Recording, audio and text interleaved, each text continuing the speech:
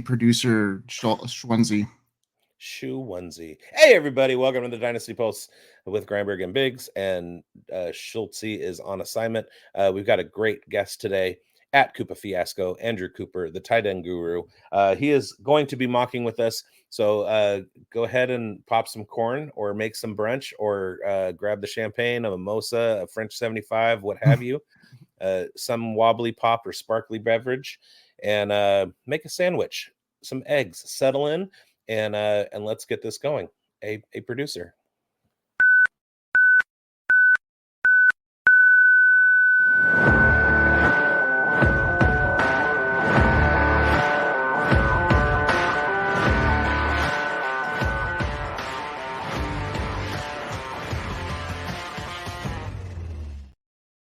Welcome, everybody. It's the Summer of Fish. We are doing SFB 14 mock drafts for me specifically all week long, getting ready for my live draft on Saturday, the 13th in San Francisco.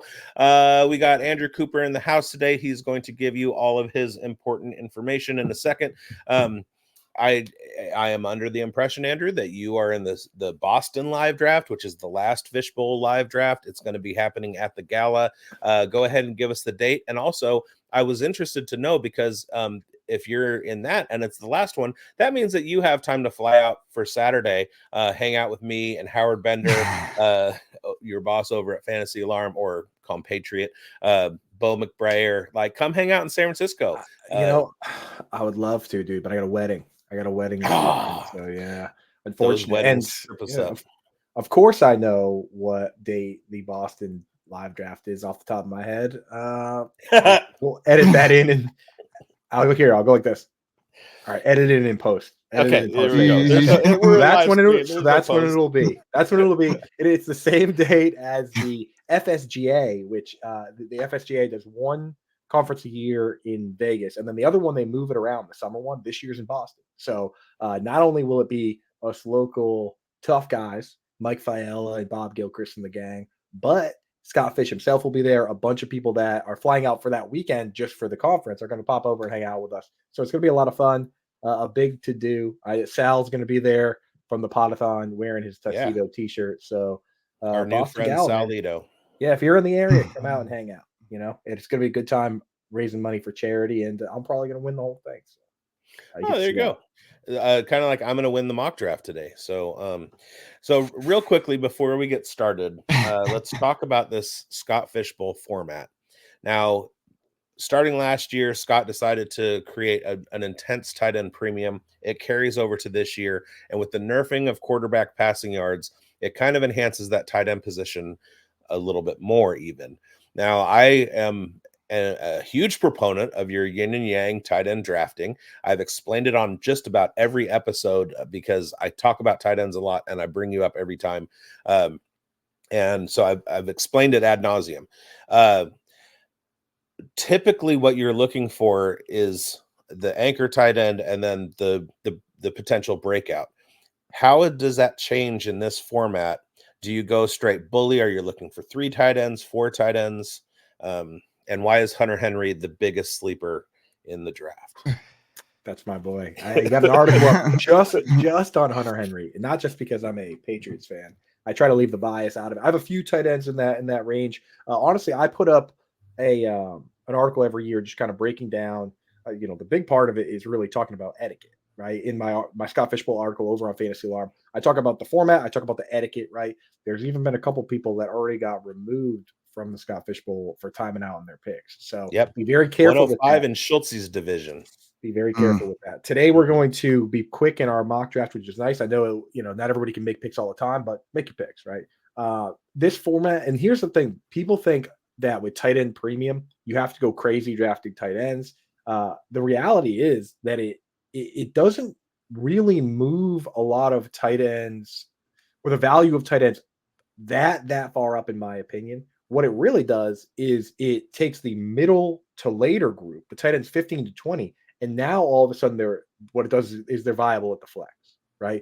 If you're in a league that only has 1 tight end spot and 1 flex spot, it might not even matter if it's tight end premium because it's still the same 10 to 12 guys, and you might still be starting running backs and wide receivers at the flex. In a league like the Scott Fishbowl, where you start 11 players, I tell you what, last year there were weeks where I was starting 4 or 5 tight ends. So for me, it moves the needle. It moves the needle, and it changes some of the guys we're looking for. Like you and I, we talk about how we always look for guys that have top 5 upside. Well, now in this format, top 10 upside is fine. Top 15 upside is fine. Guys that are touchdown dependent to some degree can start for you for 1 week. So it does change the narrative on what we're looking for. And we can talk about that today in the draft. But I just love to see tight ends get their due. You know what I mean? Get a little boost. Absolutely. And if we're looking at points, so if we're looking at points per game last year with this scoring from last year's statistics, we've got Kelsey, Hawkinson, and Ingram at the top, scoring 21 to 22 points a game, Laporta at 20 and Andrews at 19. When we go over to wide receivers, we're seeing that drop. Those guys are in like the wide receiver 8, like AJ Brown, Nico Collins, DJ Moore, Jamar Chase range. So you're getting that boost into the top 6, 7, 8 tight ends. You're getting those wide receiver points, and it's even more stark. You only had four running backs that outscored a lot of those mid-range tight ends last year. So it is a nice premium for those guys.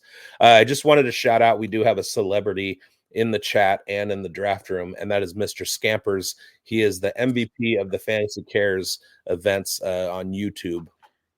He is always there. Albert Maraquin is here. Jeezy is here. So we're loaded. Let's get this draft. Yeah, let's get it going. So I'm going to ask a question for you here, Coop, because I ended up getting 2 high-end tight ends in my first 3 picks of my Fishbowl draft, and I was on the fence of picking Trey McBride as my third pick because I had Travis Kelce and the Mahomes stack. So Jaden Daniels is on the board instead of Trey McBride. Do you think I made the right choice? I mean, I think in that spot, you can't go wrong because they're both in my kind of difference-making tier.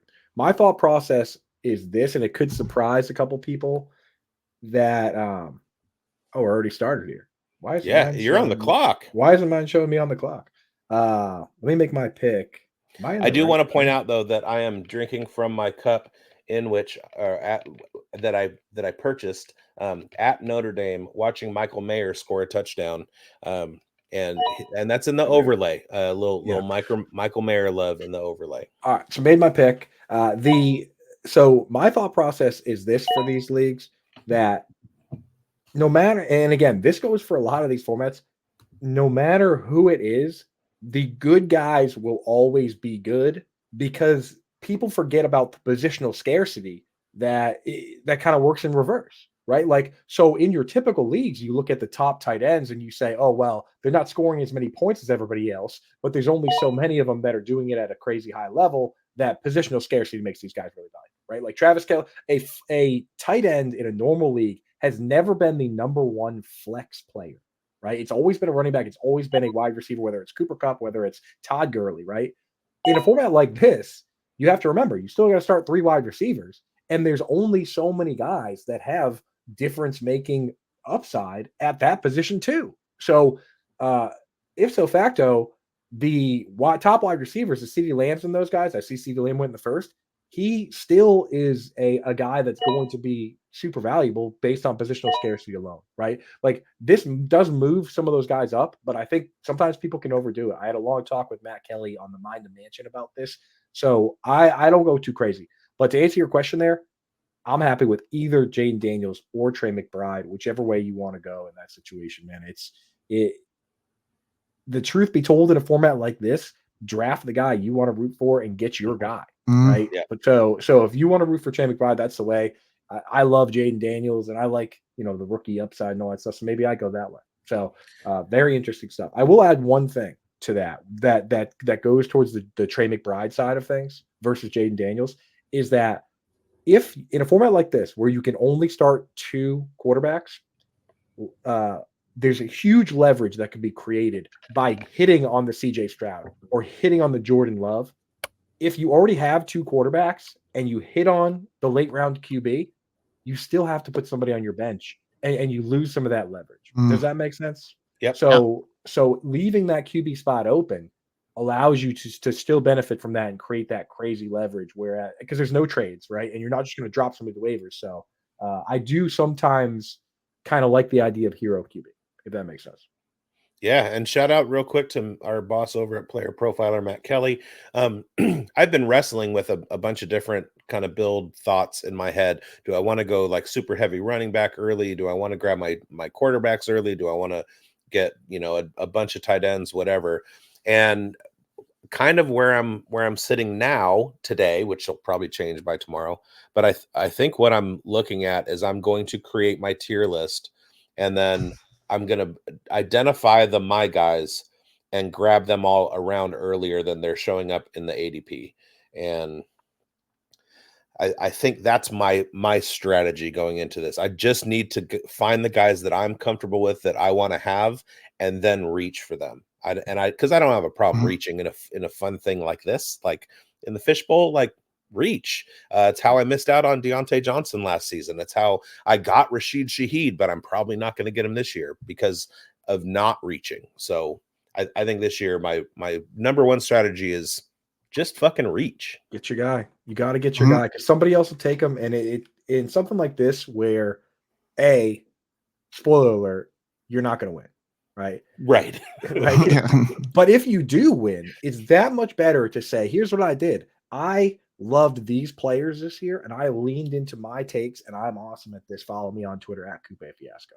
Like if you win because, oh, well, here's how I won.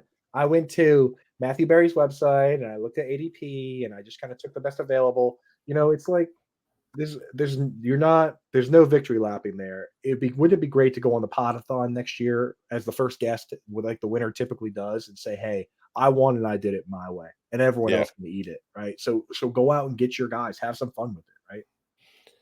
Biggs' Sinatra build. That's the winning strategy this year. Yeah, I mean, as you can see in the background here, I'm a Kansas City Chiefs fan, and when the opportunity lined up that, you know, at 111 Patrick Mahomes slid that far, I was able to grab him, and then Biggs was like, "You're crazy not to go get Kelsey and get that stack." And I was like, "Well, is that too much of a homerism?" And he was like, "You know what? I'm going to be able to cheer for my guys this year, and it's going to be fun. I may, you know, do well, but it's all about the fun. It's all about the charity and what this brings to the community. So yeah, it's fun." I don't think I said you're crazy. I think I said go get your guy. Guy, yeah. It's a little different. Yeah. Well, you didn't say I was crazy, but you always say I'm crazy. I know you're crazy, but I didn't say that. All right, where are we at? We're at Chelsea now. Schwanzi is at his double pick right now. Maybe he's going to make a passive-aggressive point and time out like what happened in his draft. I think the important thing that I just did was make sure that Chelsea couldn't stack Josh Allen and Dalton Kincaid. Sorry, there you go. Yeah, that's I watch. I think that was his. I mean, we let Callie King stack Lamar Jackson and Mark Andrews. So my boy Mace, I'm going to be driving down to the San Francisco Live draft with him and Bo McBrayer, drunk on biscuits and gravy at Bo's house on Saturday morning. I love me some biscuits and gravy. It's hard to find good biscuits and gravy up here in New England. There's certain dishes, you know. It's like I go to other parts of the country and I'm not going to order lobster, right? Because we have it up here. That's what we do right up here. Like we don't do the biscuits. We in barbecue as well. When I find myself in like Kansas City or the South, I load up on the barbecues and the biscuits and gravy. You know, hell yeah.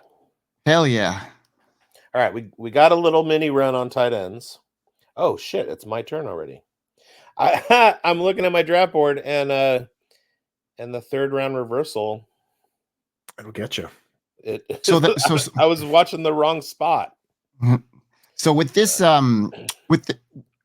with the scoring setting, and you mentioned that stack with Lamar Jackson and Mark Andrews, and it's untypical that I've seen Mark Andrews going as the second tight end off the board, and I think that's just mainly stack related there. Do you see big things for Mark Andrews this year with Isaiah Likely kind of potentially emerging again and coming in and taking some of that steam away? Well, so I don't think Isaiah Likely is going to take much of the steam away, because I don't think they're going to rotate. I think if anything, they're going to be on the field at the same time. It's very interesting how my rankings change for a format like this, where in redraft, in a typical redraft league where it's 10 to 12 teams, PPR, half PPR, Isaiah Likely goes undrafted in those leagues.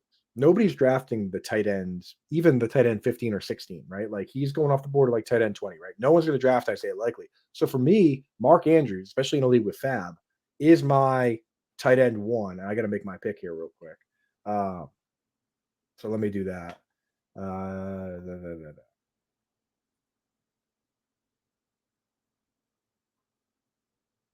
This is what I'm gonna do. So he's my tight end 1 because I think he has as much upside as everybody else, and I can always grab Isaiah Likely and put him on the bench, or I can spend all my fab to get Isaiah Likely. And when Isaiah Likely was in last year, when he was hurt, he was a top 5 tight end. There's no other situation like that. If I draft Sam Laporta and he gets hurt, I'm done. If I draft Trey McBride and he gets hurt, I'm done. Plus, we don't know Trey McBride might not even be the top target on his team this year with Marvin Harrison, whereas we know Mark Andrews is focal point. So for me, in a format like that, I have Mark Andrews at 1. In a format like this, for 2 reasons, I don't have Mark Andrews at 1. One, Isaiah Likely is 100% going to get drafted, so you can't do that with the handcuffing unless you want to overspend to have both of them, which I don't want to do. The other thing is that the playoffs for this start in week 14. So am I really going to go into a playoff week having my stack of Lamar Jackson and Mark Andrews both on bye week for playoff? I feel like you're kind of you're playing it. You're flying really close to the sun doing that. So for those 2 reasons, I'm a little bit scared for that setup. Does that make sense to you guys? Yeah, totally fair. Especially that week 15 bye that a lot of people aren't probably taking into consideration when they're stacking these types of things. Definitely should be looking at your bye week, especially if they're later on in the year, like the week 15, because that coming into the playoffs and the Scott Fishbowl, and you don't want to be without some of your top tier guys. It's actually week 14, but the playoffs and Scott Fishbowl start 14. It's 15, yeah. So you're in your average league, it's like 15, 16, 17 of the playoffs, and you don't have to even think about it. But in this league, it's your average of your season long plus that week, so it's not as painful. But still, man, not having that QB and tight end, it's kind of killer, man. So yeah, I love Mark Andrews this year. I think he's a super mega star. Again, he has a top 5 season of all time at the tight end position. He ran 89% of his routes from a wide receiver spot. He is the top wide receiver on that team, which is incredibly rare. And if Isaiah Likely comes out and plays a bunch of snaps at wide receiver, even better, because it takes a wide receiver out of the game. And Isaiah Likely, as the 3rd pass catcher on the team, he's not going to rack up 100 targets. It's just not going to happen. So for me, I feel real good about Mark Andrews. I have no problem. I have no problem with any of the top 7 guys. We have a chat that's absolutely lit up. Angie, my SFB live drafter, compatriot, nice cup. Game days in South Bend are epic. It was pretty epic. And a lot of other people in the chat. I just want to remind you, if you're not subscribed already, if you came over here via the Twitter link or whatever, and you're watching the show, go ahead and hit subscribe. Fantasy Football Plus, we're doing huge things. Bradley Stalder is the founder, and we're trying to get bigger. We're reaching close to 2,000 subscribers. We'd like to hit that number as soon as we possibly can. So hit that button and let's fucking go. Come on. And then also I'd like to plug our other end that are also running this as well. That's the Undroppables Network too. We're only about 100 subscribers shy of 1,000, which means we could get monetized right after that. So we're going to work at pushing that as well. So both of these great platforms are running our Dynasty Pulse. So we want to appreciate that. So if you guys like the content, please subscribe and continue to help us bring on big name guests like Koopa Fiasco over here. We appreciate you, man, for coming in and helping us out today. Dude, all right, enough selling, man. Mike. What are you I looking love at the Undroppables. Oh, yeah. Amazing. Chalk, Jax, Wiz, Dan, Dev. Chester, dude. Matt Chester, dude. Yeah, Chester, yeah. I just literally got off the phone with Chalk right before we got on here, and he says, tell Coop I say what's up. So Chalk's a G, dude. He's the best. He is. I love the Undroppables got you guys got you're definitely the most mysterious crew in all fantasy Twitter. I always was jealous of that. You got these nicknames, and there's the red circle. It's kind of cool, man. It's like we're Fantasy Alarm. We're kind of like front facing radio lads. You guys are like the biker gang of the biker gang, the mysterious underworld of the fantasy league, which I've always enjoyed that, man. I think it starts with Jackson, his professional avatar. Yeah. So Greinberg went with my with hashtag Nevada boy Jared Goff, the second best football player born in Nevada. What a beautiful stack that is. I got Goff, Laporta, and Amon-Ra St. Brown. I could definitely live with that. I don't know what their buy is, but hopefully it's not.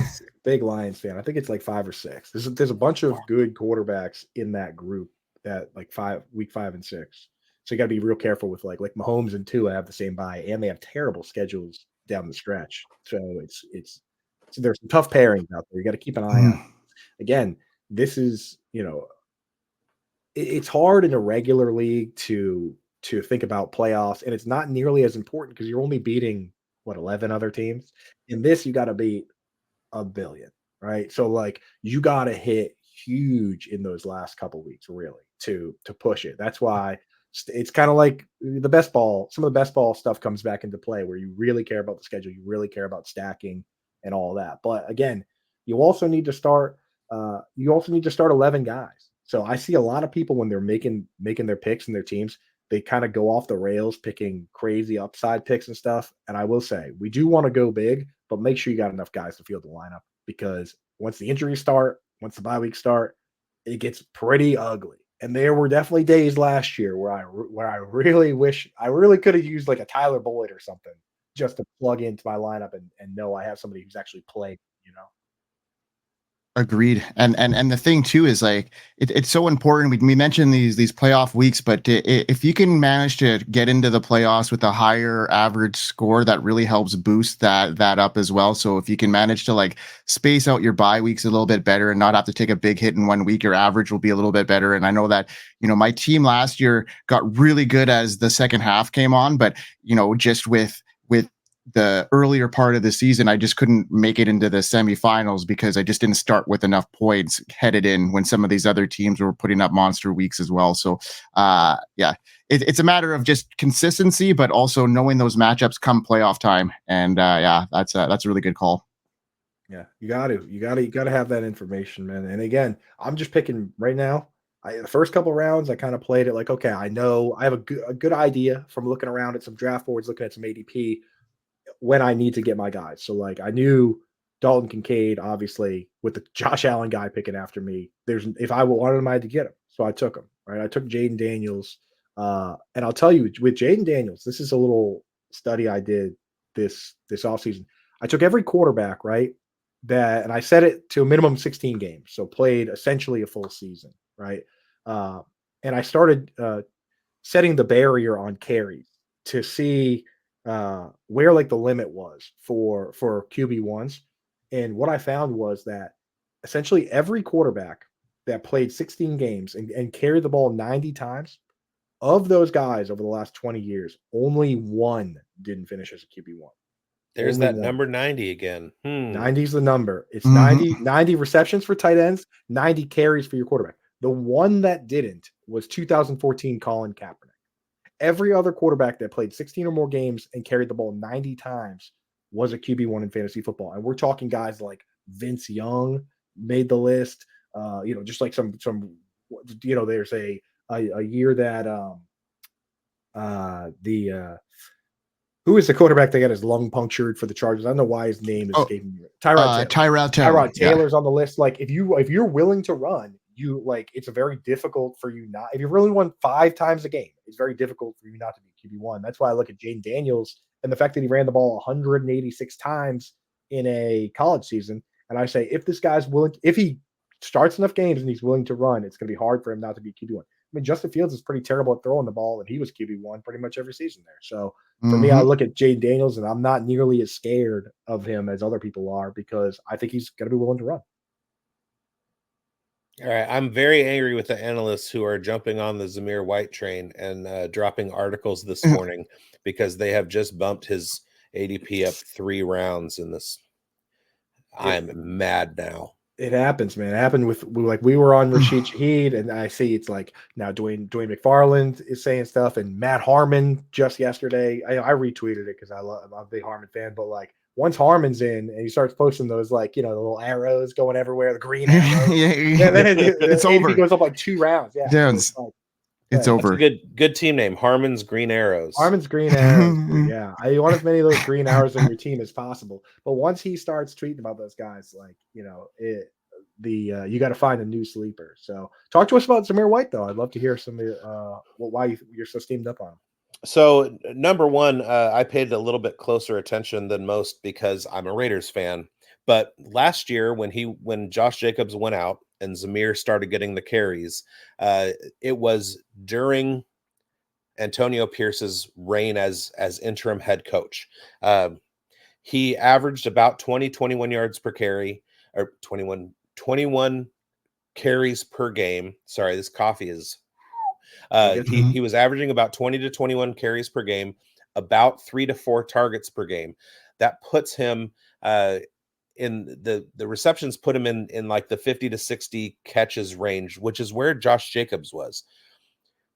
Antonio Pierce came out and said that Zamir White was going to be the guy.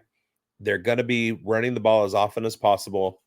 He's going to be in that range of 21 carries per game. If he plays a full 17-game season at 4.2 yards per carry, that's in 15 to 1,700 yards rushing range. And if they're really committed to the running game, which it looks like they are, Luke Getsy is changing their scheme to an outside zone read game. They brought in Jackson Powers Johnson, who was like the best center in football in college football last season. They got a couple. They added some offensive line depth in Cody Whitehair and another guy. But they're going to focus on ground and pound.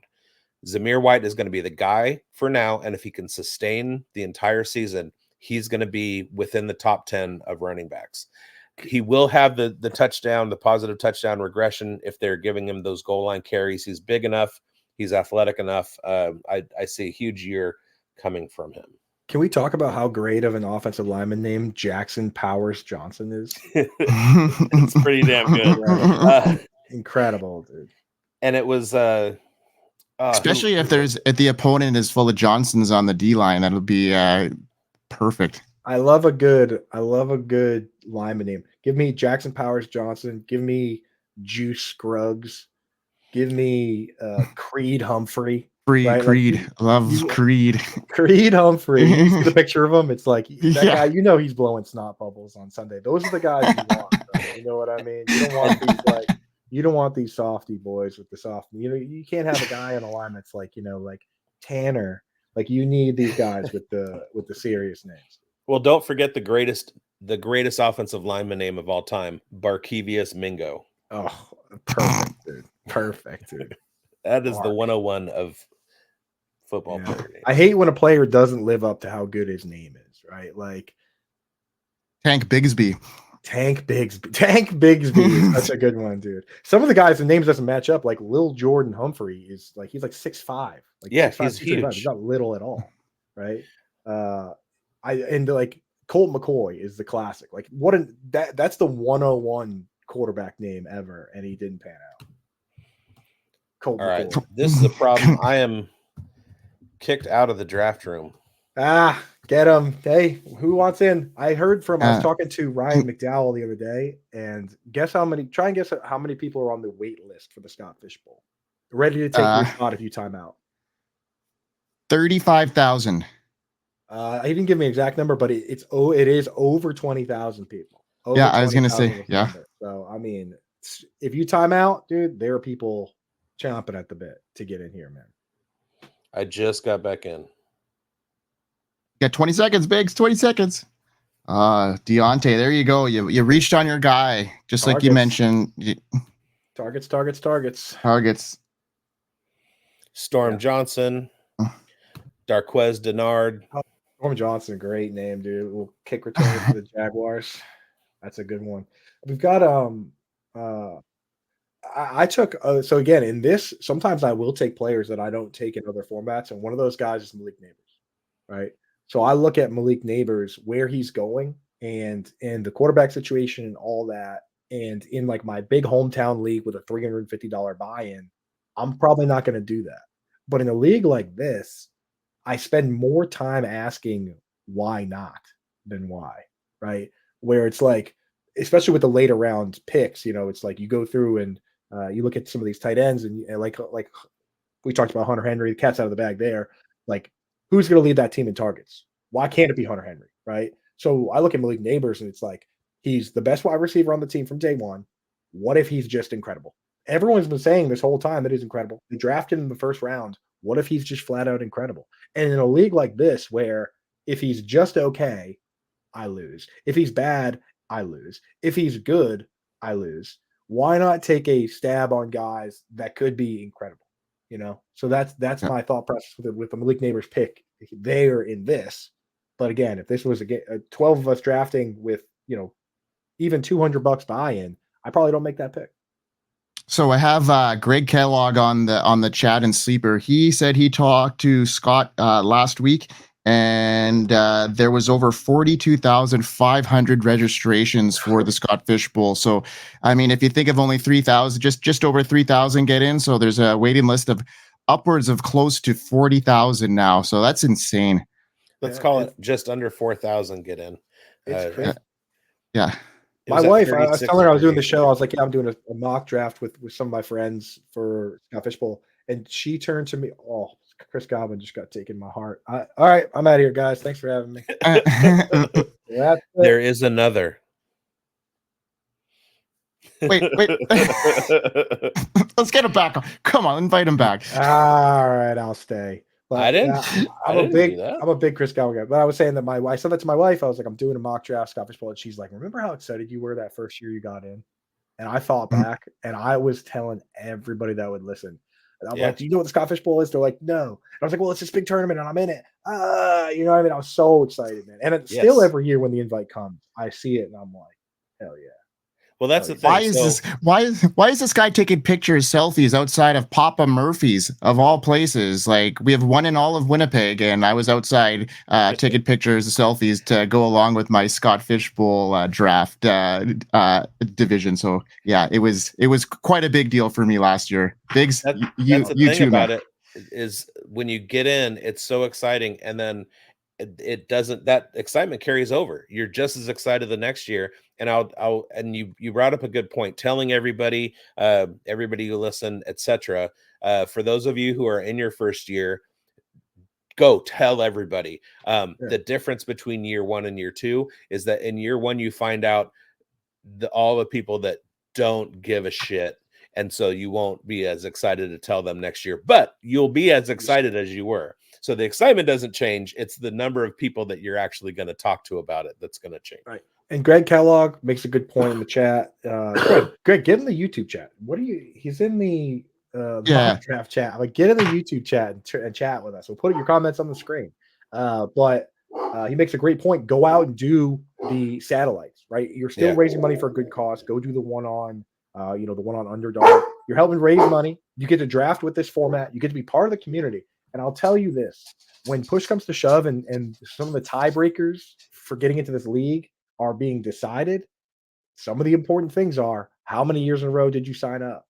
Did you donate money? Did you play in the satellites, right? Did you play in the SFB eliminators? If you don't think that Ryan McDowell, Scott Fish are watching that stuff, think again, because they know. And Scott's like friggin' fantasy football Santa Claus. He knows when you've been naughty. He knows when you've been nice. So if you're picking fights with people on Twitter, if you're being generally being a jerk, if you're doing all sorts of stuff, somehow that does trickle down to those guys. And I'll tell you what, this is about community. It's about fantasy football, but it's also about setting the right tone and being the right people. So keep that all in mind for this particular event. And if you keep doing things the right way and being a good part of the community and signing up year after year, you'll get it. You'll get a chance, because I think this year he said anyone that signed up 5 straight years or more got in, right? Like he started there.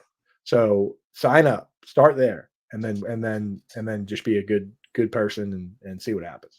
The other thing is following Fantasy Cares and getting involved on Twitter and in the YouTube. that's how I won my spot last year. That's how I won a signed jersey. Like, you got to get in there, you got to participate, you got to be a part of the community and all that stuff. Speaking of fantasy cares, and I want to, Scott has received, thank you, Mr. Scamper. I just received in the mail today a letter from Fantasy Cares. I think this envelope has been touched by Russ. And let's see what's inside. You no longer have a spot in the fishbowl. You blew off all those Russ fingerprints, dude. Those are Sticker of the month club. Oh, there you go, dude. All of the stickers for my laptop, for my water bottle, they all came in the mail. Yeah, and one of them dropped. The Warner Brothers one dropped. So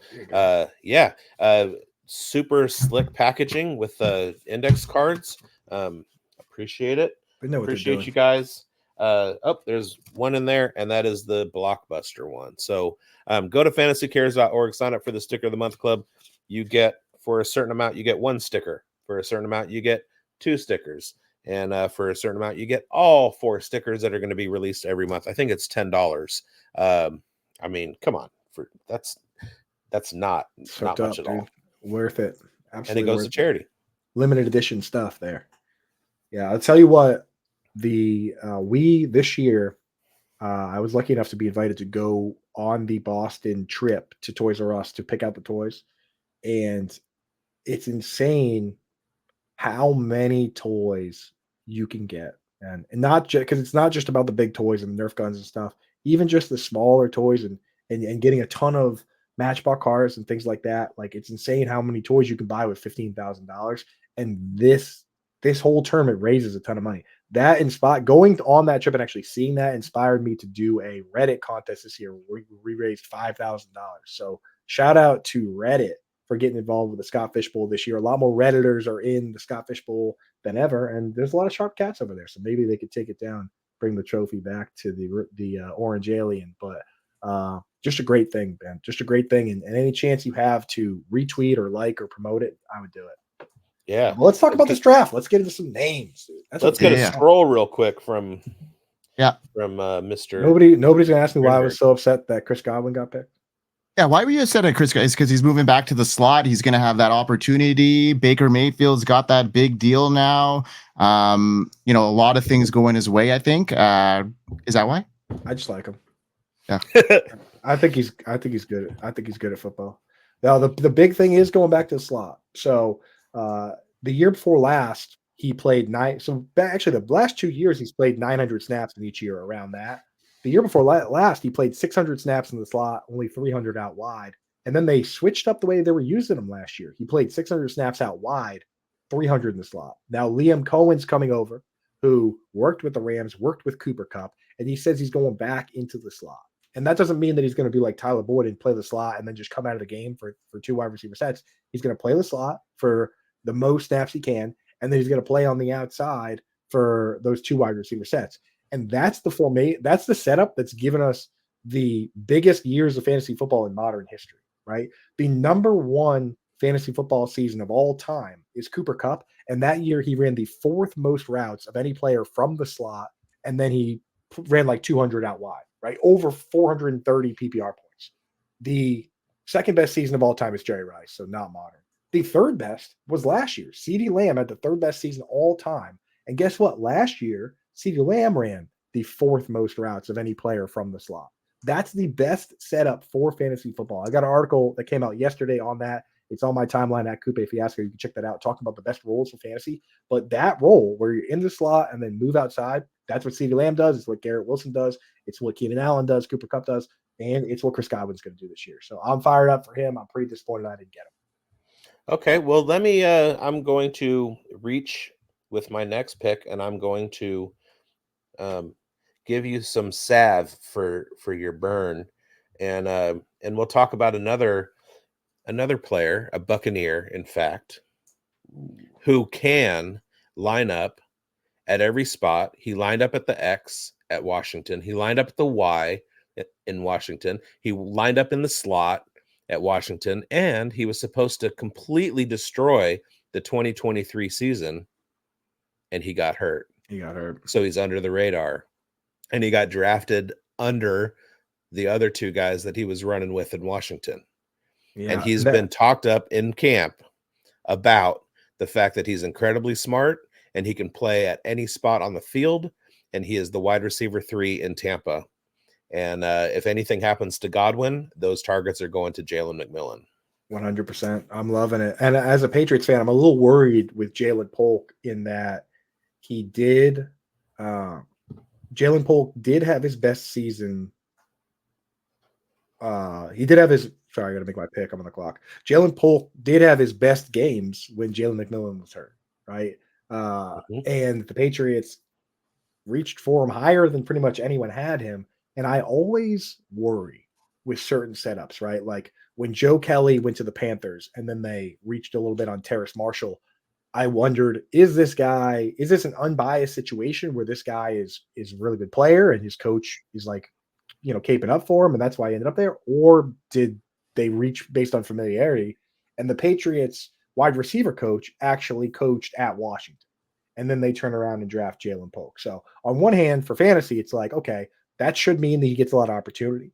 There's not a lot of great pass catchers over there. But on the flip side, it always worries me to see that setup where it's like, is this an unbiased pick or did they let this guy take his guy? You know what I mean? Well, I like how the Patriots wide receiver room has kind of evolved over the last year since their 30th or 32nd offense finish in 2023. Last. I really love Pop Douglas. Obviously, he was the target leader last year. I like Javon Baker a lot. I think he's the most underrated pick. I don't think Jalen Polk is as good as Javon Baker is, even though Jalen Polk has the draft capital.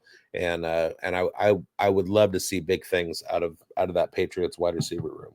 Yeah, with Javon Baker, and these guys are tough to translate. Sometimes Javon Baker has a profile that either hits or it busts, right? It's the contested catch, really contorts his body, doesn't really have size, doesn't really have speed, but he just knows how to make space and get the ball.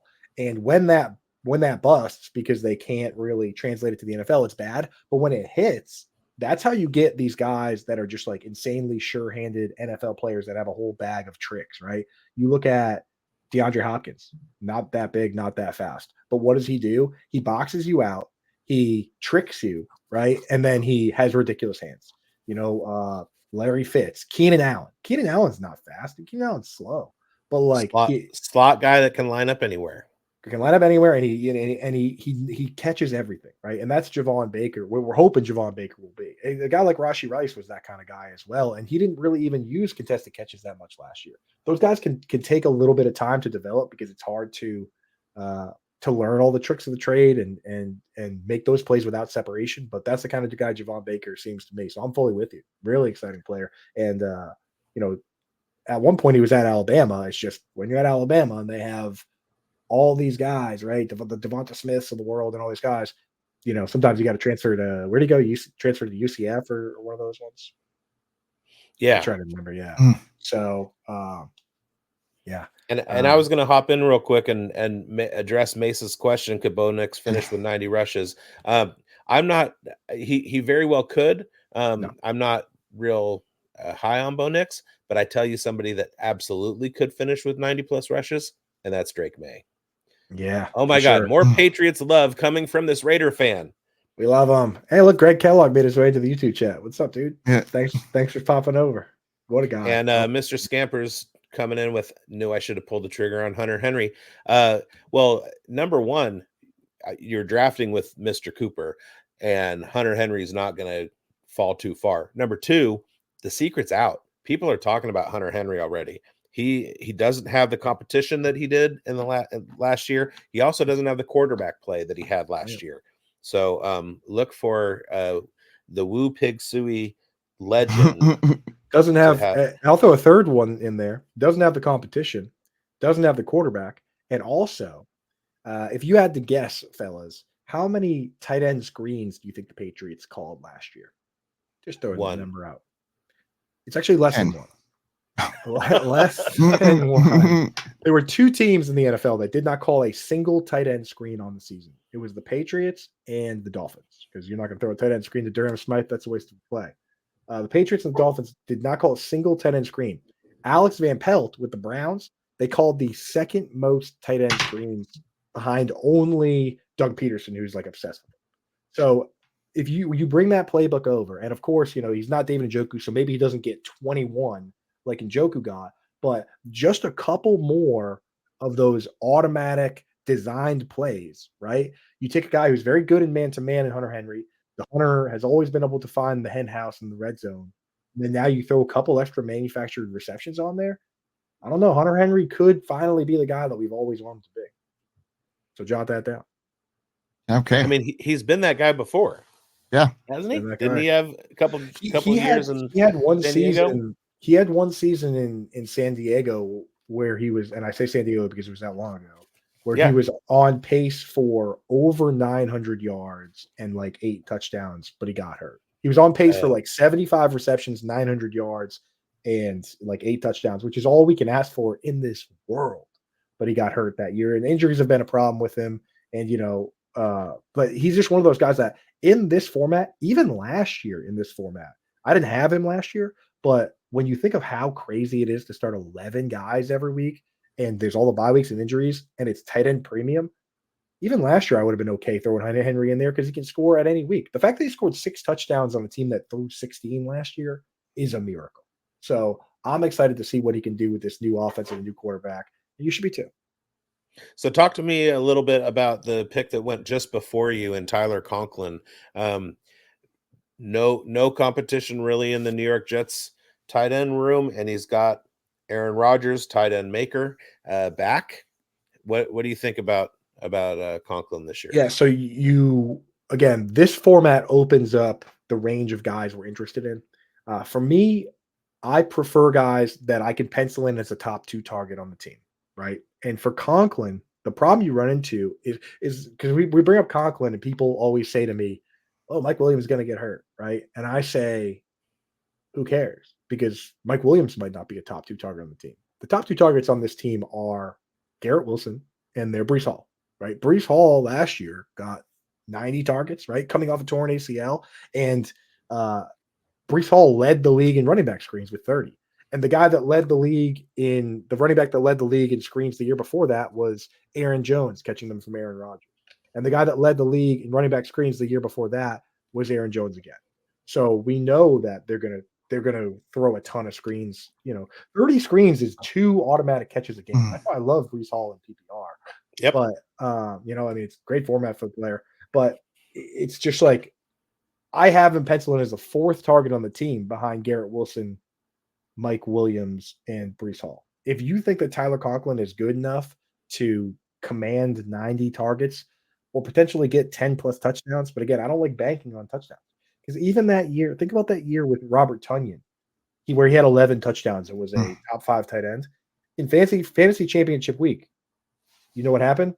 He didn't score a touchdown. He had 1 reception, and he pulled your pants down in front of all your friends. So like that's the people that have right. The people that have Robert Tonyan that year. There's a reason nobody that offseason was like, oh, God bless Robert Tonyan. He won me a league. It's because nobody that had Robert Tonyan won the league. They all came in second place because he went out and he absolutely face planted at the most crucial time. And that's what happens with touchdown dependent guys. So for me, Robert Tonyan, not a league winner. Not a league winner. So for me, Tyler Conklin, he's not particularly athletic. He's not going to do more with less the way George Kittle can. I just, what you're banking on is Aaron Rodgers just does whatever he wants, and he calls his own name from the 1-yard line, throws more 1-yard touchdowns than anybody ever. And that's what you're hoping for Conklin. But I don't love it. I'm trying to get guys that can lead their team or be second. And I just can't project that. So I'm looking at we just had 3 tight ends, Taysom, Likely, Cade Otton go off the board. When you were talking, what I was looking at was Conklin, Henry, Sonat, Musgrave, Goddard, and Schultz. And you talked about a tight end being the number 2 target on that team. Now, are we seeing that? We're not seeing that from Hunter Henry, I don't think. Although it's not out of the question. He's got 2 rookies and then Pop Douglas. I think Hunter Henry can easily be the top 2 target. Sorry, I retracted my statement. But it's Yeah, not he likely could be. It's not likely for Musgrave. It's not likely for Komet. It's not likely for Goddard, and it's not likely for Schultz. Yeah. So Taysom and obviously it's not likely for Taysom. Yeah. And I will say this, Andrew Hall, earmuffs, real quick. Might want to cover your ears. I wouldn't draft Cole Kmet if it was the last round of a 22 round Scott Fishbowl draft. Yeah, I mean, I am a huge Scott Fishbowl. Good Lord, brain. I'm a huge Cole Kmet guy. And just as a guy who's, I mean, he has a couple of top 10 finishes in a row. Granted, new offense. 7, back-to-back 7. Yeah. Also, if you look down on the overlay, you've got Luke Getsy's new power combo in Michael Mayer and Brock Bowers. Hint, hint. Anyway, I don't understand. I don't know why Komet should fall very far, given the terrible quarterback play that he had with Justin Fields. Caleb Williams can't be worse. Here's the reasoning from me. So Caleb Williams, first off, he's a rookie QB, so we don't know there, but we'll give you the benefit of the doubt. We'll call that a plus, right? Last year, Cole Kmet was a top 2 target of the team. He was number 2 behind DJ Moore, right? But this year, when I project that offense, who do you think gets the most targets on the team? Just real offhand. DJ Moore, and Keenan Allen. Which makes him battling for 4th.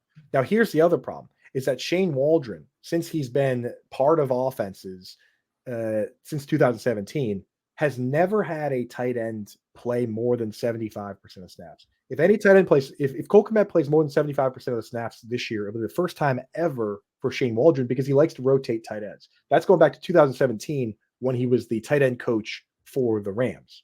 And that year was also the year they drafted Gerald Everett. And what Shane Waldron's done is he brought Gerald Everett with him. He coached him with the Rams. He brought him with him to the Seahawks, where he rotated the tight ends. And then now he's brought him to the Bears, where he'll probably do what he's done the entire time. And when you're a tight end coach, and like for fantasy football, we have to look at these tight ends and think to ourselves, if multiple guys are going to play, who's going to be the inline guy that does more blocking? Who's going to be the guy that lines up in the slot? And you look at Dallas Goedert and Zach Ertz, it was obvious. Goddard's in line, Ertz is the slot. You look at Dawson Knox and Kincaid, that's the case. You look at these 2 players, and it's not that Gerald Everett's that much of a better pass catcher than Cole Kmet. It's that Gerald Everett doesn't block. So why did they give Gerald Everett $12 million? Not to put his hand in the dirt and block so that Cole Kmet can run routes. It's that he's going to rotate in, and when he does, he's probably going to skew more pass catching. That, to me, I mean, I wouldn't be surprised if Gerald Everett flat out outscores Cole Kmet, but the most likely outcome in from what I'm guessing is that they probably both get like 30, 40, maybe 50 at most targets, and it's split and it's ugly, and it's behind 3 wide receivers with a rookie quarterback. So I don't mean to rain on anybody. It's Cole Kmet. No, because I think he's a good player. I have a hard time. I feel like he's like 2 or 3 injuries away. That's why I personally am just not taking a whole lot. Yeah, you're not raining on parades. You're giving the dope, and that's why I brought it up, because we talked about that before when you were on the Dynasty Pulse pre-rookie draft, and I wanted to get that reiterated, because I've been avoiding Komet, even though he does show that track record of 2 top 10, 2 number 7 finishes in a row. And again, there are arguments to be made for him, right? Like you can make this the number one argument that can be made is this: we don't know who Caleb Williams is going to like, and we don't know what Shane Waldron's going to want to dial up.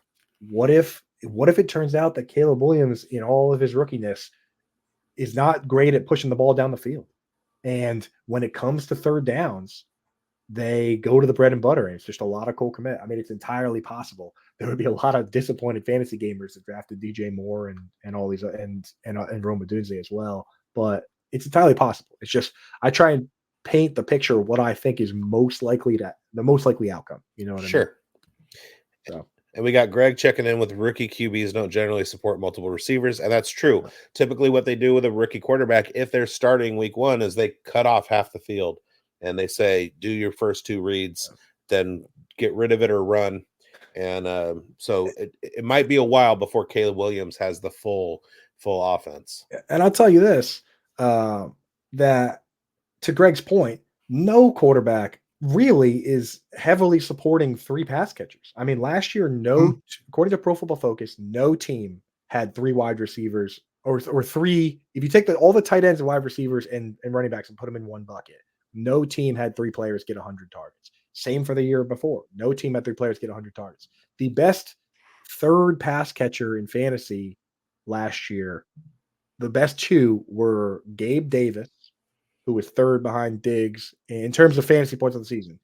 Gabe Davis, who was third behind Diggs and Dalton Kincaid, and the other one was Brandon Cooks, who was third behind Amari Cooper and Jake Ferguson. Those were the 2 best players that were third on their team in targets in fantasy football. That's why the tight end thing, where I say top 2 target on the team, I kind of am just looking for guys that are top 2 targets on the team flat out at all positions. Right. Regardless of position. Right. People like, and I have this conversation all the time with like a guy like Ricky Pearsall, who I love in Dynasty, but I don't really love in redraft, is that like people think, oh, wide receiver 3. That means he's the wide receiver 3 on a good team, so he'll be a wide receiver 3 in fantasy. But when you do the math on these guys, even if you take the top 2 wide receivers from every team, that's 64 players, right? The wide receiver 36 last year was terrible in fantasy. Yeah. You know what I mean? It was Gabe Davis, right? It's like there's a lot of teams. The Patriots didn't have a single guy get 80 targets. Neither did the Giants. Like there's a lot of teams, more teams are going to have no fantasy relevant guys than teams that are going to have 3. Like you really just want to go for focal points and upside. And I feel like I've just been going off the rails here. So, and the problem with Ricky Pearsall is that Jacob Cowing is outworking him. You don't say that. I've seen. I mean, I'm in 49er country, and I've seen quite a bit of analysis about them working together and them working with Brock Purdy, and Brock Purdy like having a great relationship with them. But in every aspect, when you put the 2 together, put them on the field at the same time, the eye test shows Cowing just absolutely dominating.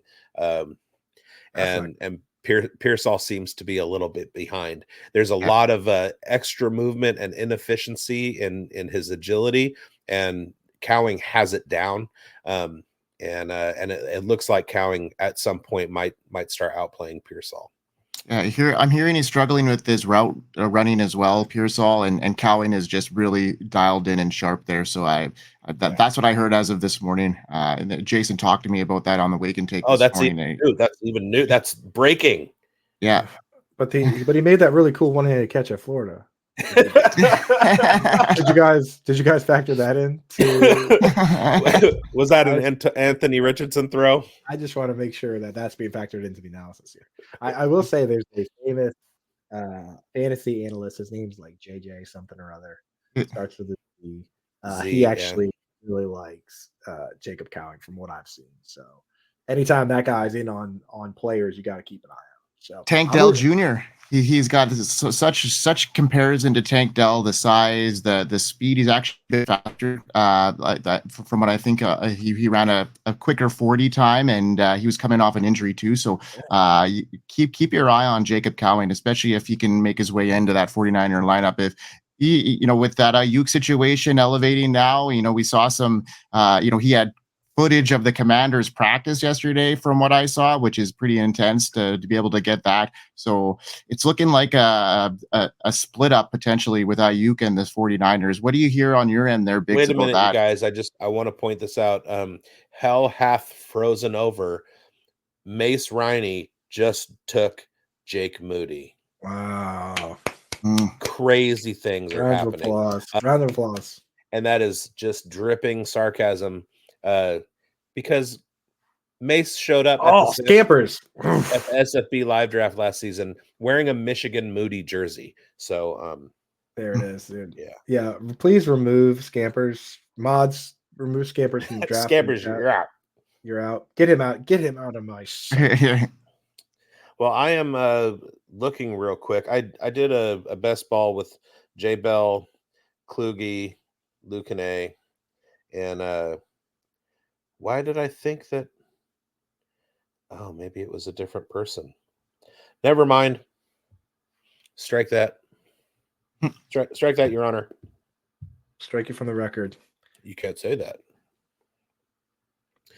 All right.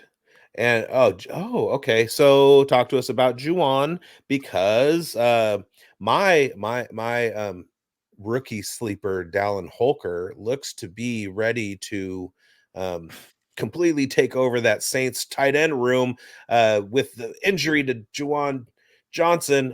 What do you like about Juwan Johnson? Yeah, what you want, that was it. Is that it's his job. He and that offense, right? So Clint Kubiak's scheme that they're bringing over, same one that they use in San Francisco. Former Niners.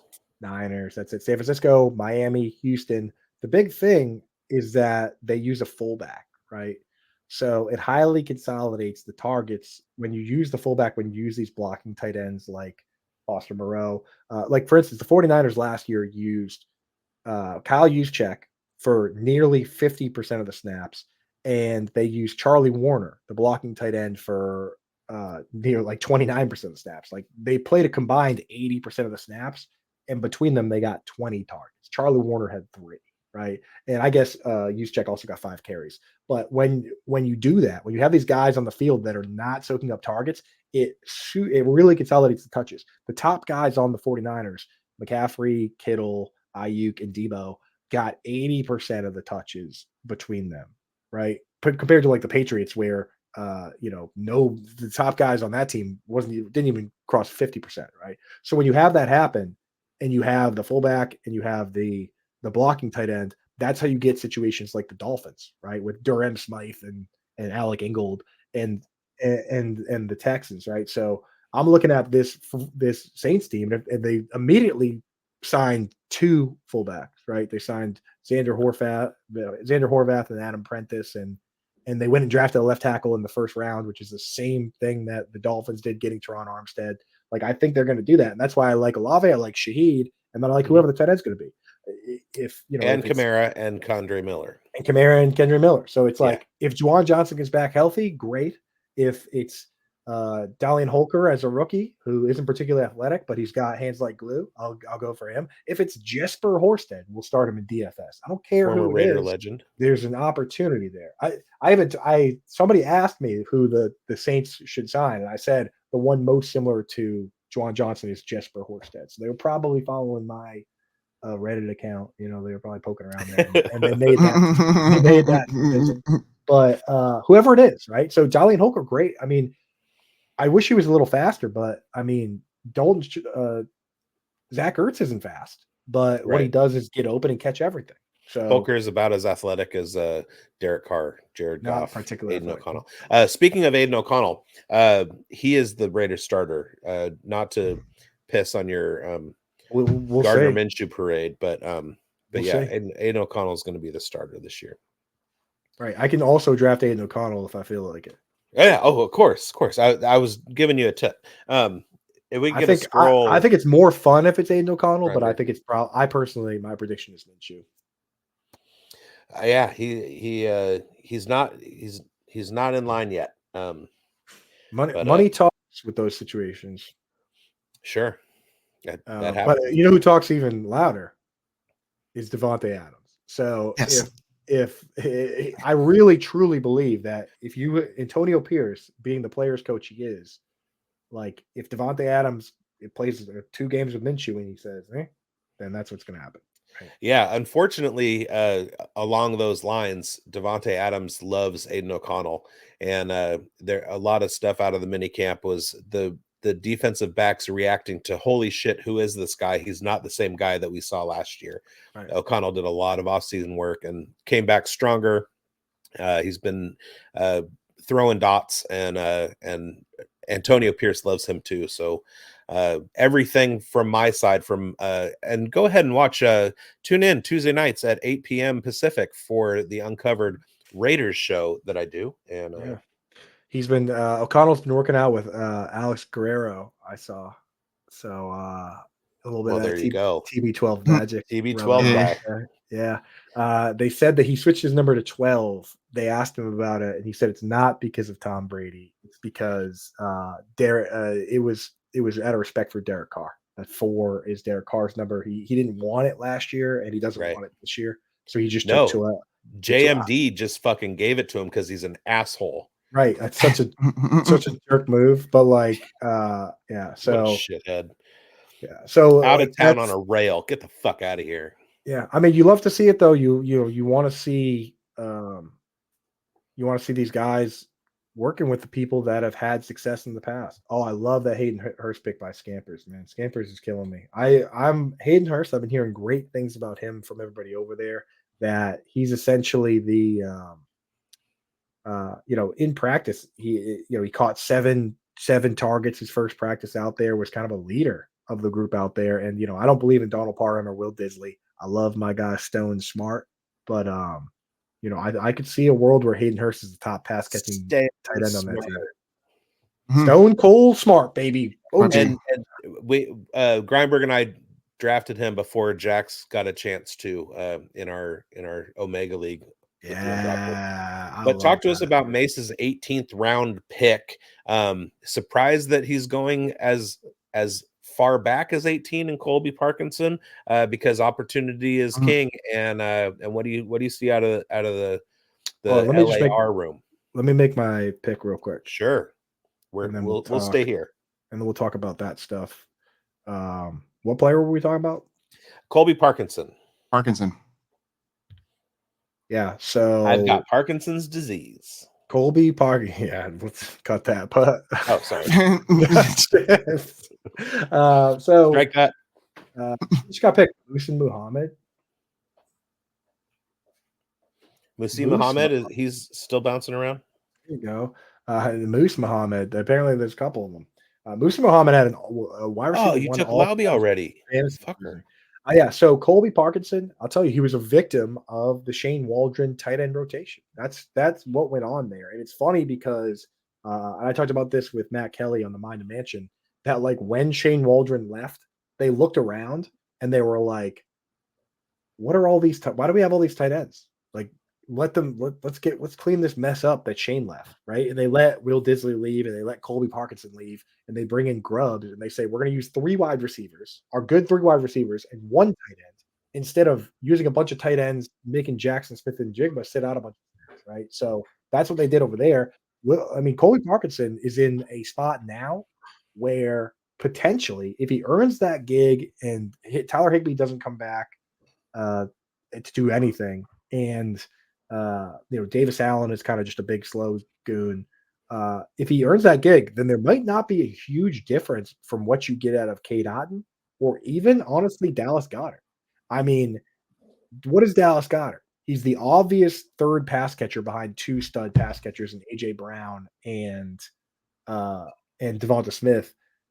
Colby Parkinson, I mean, and so is Cade Otton. Cade Otton's the guy. I know we like Jalen McMillan, but Cade Otton was the guy behind Godwin and Evans, where when Godwin was dealing with the neck and the knee, Cade Otton had some good games in there. Like, why can't Colby Parkinson be that behind Cooper Kupp and Puka Nacua? We know that Demarcus Robinson is just fine, but he's not. You know what I mean? Like he's exactly replacement level. He's a good run blocker, right? He's Demir Bird, but like if something happens, it's not like he's going to all of a sudden get 130 targets. Colby Parkinson could slide into some work there. So yeah, in something like this, you always ask yourself, like, who's the beneficiary if somebody gets hurt? Guys like that, yeah. Absolutely. And we're in the handcuff rounds, and round 15 to 22 is kind of like get your backups, get your guys that you think get your Aiden O'Connells. Do they have return upside like Malik Washington? Maybe Barrios gets run out of town and Malik Washington takes his return experience and carries that into Miami. Could Cowing return? I don't know. I think they might. Mace could chime in on this, but they might want to go with more of a Elijah Mitchell return situation, somebody like that. Yeah, I'll give you a pick right here. That in this format, it offers some flavor of lore. Well, you already broke my heart taking Lobby before me, so I just took Calvin Austin, and that player in this format, the way I look at it, with Rashid Shaheed, Khalil Shakir. Khalil Shakir is a player I'm not drafting in any format except for the Scott Fishbowl. and Calvin Austin is that these guys are set to return punts and kicks, right? And also play a little bit on offense. That's necessary. Right. So they return punts and kicks and play a little bit on offense, which that creates a floor in this format because you get points for both.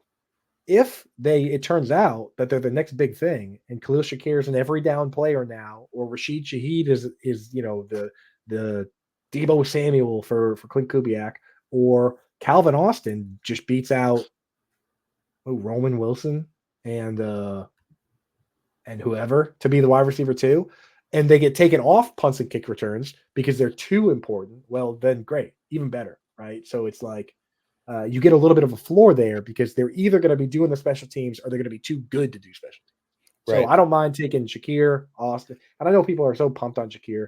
I don't think Shakir's that good, to be honest. But like in a format like this, he has a decent floor because of the returns. Well, that's the thing that I've been bringing up in all of these. We're talking about Rashid Shaheed, and there's a possibility that he might not be the primary returner in New Orleans because they want him on the field more. Xavier Gibson is a guy who's getting a lot of steam, and it's likely he's going to continue returning kicks, even if he's sliding into that wide receiver 3 spot, working out of the slot. So one thing that Scott did, causing chaos, was adding the return points, but also holding all the drafts far before we're going to get some clarification on what the return situations are going to be in the 53-man rosters and everything. Yeah, I just want to say, I've been doing a league called Draft with Giants with Andy Singleton for years that has double points for returns. So like return men are incredible. Yeah. So I've been doing DeAndre Carter last year outscored Travis Etienne in that format. So I've been doing that. That's for years. crazy. Yeah, I've been doing that for years. So I've like, I again, it's early for this and this new kickoff, but I did my best to compile all that information the way I always do for that league at Fantasy Alarm. If you type in Fantasy Alarm Scott Fishbowl into Google, an article will come up that has all my predictions for who's going to return kicks. It's a great Scott Fishbowl draft guide over at Fantasy Alarm. Thanks to Andrew Cooper. Mhm. Let's get Grindberg out of here. Go play golf, buddy. Coop, thanks for having me be part of your presence today. It was awesome. It was a good show. You've got a great mind, and I was sitting down soaking it all up. I appreciate you, man. Cheers, brother. Hit them straight, dude. Thanks you guys for having me, man. I'll see you tonight when we have Hoove, and get your golf shirt out of that studio. I will. Right. Peace out, guys. I love Hoove. Hoove is a great dude. Yeah. He'll be on tonight at 6. All of you watching that just finished out this draft with us. I will be back at 6 p.m. Pacific time tonight with Hoove. And we'll be doing this again, part of the Summer of Fish. And back to the return thing. I play in a few leagues that have return points, and in my 32 team league last year, I made the playoffs because I had Jamal Agnew in for one game that he scored a touchdown, like a 50-yard touchdown. So I got bonus points for that, the return yards, and it was the difference maker. So right, yeah, it's real life plays. I think the sweet spot in a regular league, I don't know about yours, but I like 35 yards is a point. That's what I like, because if you got a guy go out and he has like a 60-yard return and gets tackled like the 10-yard line, in a lot of leagues that's a nothing play, but it's a big real life play. So I like that to be like worth a couple points, or a point. Yeah, and you analyzed the difference that return yards are going to be, like what am I trying to say here? The increase in average kick return yard because of the new rules. Yeah, it's going to be crazy, man. I don't think people realize that, like, how special teams touchdowns and defensive touchdowns really flip the script on these games. You look at the games, the average NFL game has like 65 offensive plays. If there's a special teams touchdown or a defensive touchdown, the team who has that touchdown, some of those games they can have as low as like 40 offensive plays, because it gives the ball right back to the other team and takes an entire drive out of the game, which is sometimes 10. Some of those drives could be 10, 15 plays, and you just take that drive right off the board. It really hurts. So I worry a little bit that the game scripts are going to get thrown crazy by we are going to see some touchdowns. It's going to be a lot of fun, but a lot of scoring. It's going to be wild. So I before we get out of here, I want you to address for the viewer two guys in particular. Number one, and you can pick which order you do. What are your thoughts on Jatavian Sanders and Dave Canales' offense and the possibility of a resurgent year for Bryce Young, or a coming out party, if you will? And number two, you'll see it in the overlay with the retirement of Darren Waller in New York, kind of leaves an opening for Daniel Bellinger, but apparently he's been outplayed in camp, and rumors have been that he's on the cusp of actually being cut by the Giants. Yeah. What are your thoughts on those two guys? Yeah, so if I'm going to pick one, I'm going to pick Theo Johnson out of Bellinger and Theo Johnson. Okay. It's the athleticism, the upside. It's also very rare, and I know that we can describe the circumstances and why it happened, but it's very rare for a tight end to be made into an inline blocking tight end that blocks on over 20% of his pass plays, like Bellinger was last year, to have that player come back to life and be converted back into a pass catching tight end. It does, like, once you become Mercedes Lewis or Drew Sample or Michael Pruitt, it's very rare for guys to switch back over the other side. We have seen it in rare instances. Martellus Bennett was a stout blocking tight end that had some fantasy relevant seasons down the road a little bit. Delaney Walker was one that was stuck behind Vernon Davis, but like it's very rare for that to happen. So I personally side with Theo Johnson. Crazy athletic for his size and just a lot more fun of a pick. With Jatavian Sanders, I love him in Dynasty.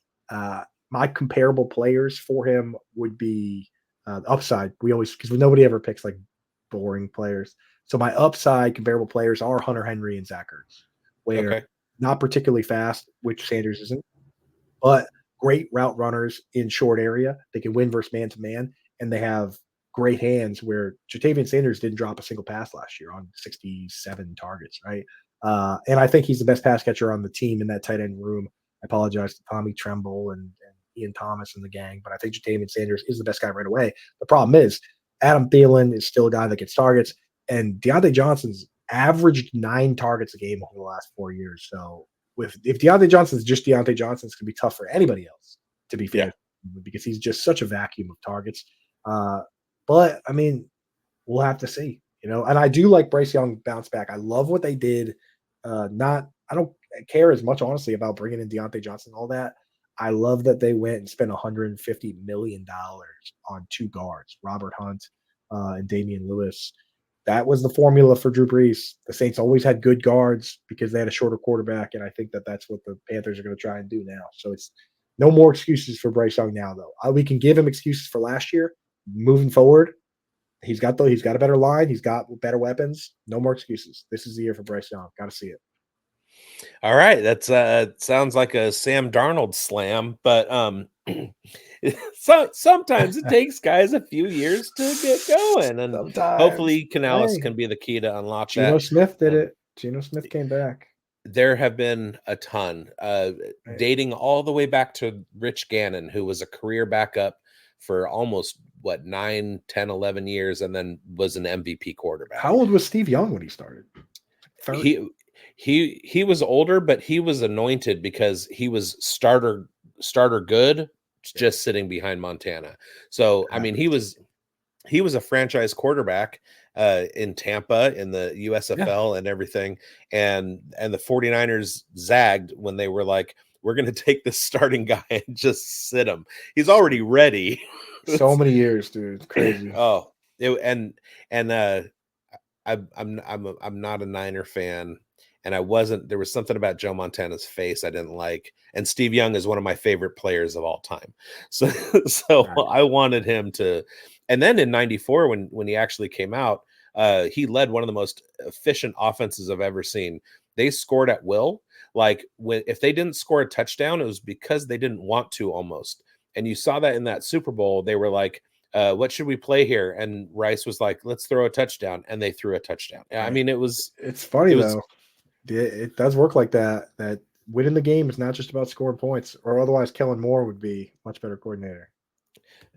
Yeah, he's gotten some shade from me in my last couple of podcasts.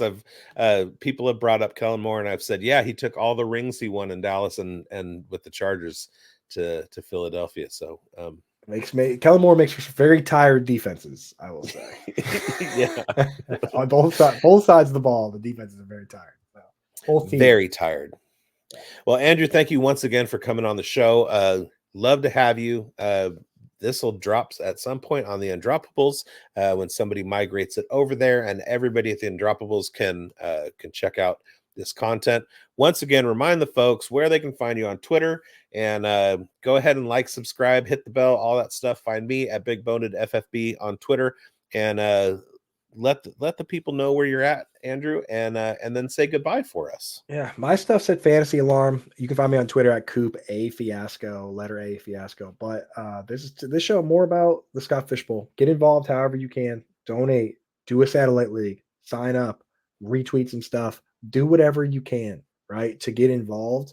Because I'm telling you right now, you go to their website and buy a shirt like this one, which is dope, or buy a glass to drink out of.